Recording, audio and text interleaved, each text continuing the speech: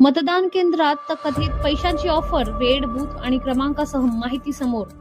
महानगरपालिका निवडणूक 2026च्या दरम्यान एका मतदान केंद्रावर कथित गैरप्रकाराची माहिती समोर आली आहे. उपलब्ध माहितीनुसार एका महिलेकडून पैसे देऊन मत प्रभावित करण्याचा प्रयत्न झाल्याचा दावा करण्यात येत आहे. ही घटना बूथ क्रमांक 5 येथे घडल्याची माहिती असून गर्दी वाढताच संबंधित व्यक्ती बाहेर गेल्याचे सांगितले जाते. तसेच मतदानाची अधिकृत वेळ संपल्यानंतर संध्याकाळी 5:35 वाजता बाहेर पडल्याचा दावा करण्यात आला आहे. या प्रकरणी तथ्यांची पडताळणी आणि अधिकृत चौकशी अपेक्षित आहे.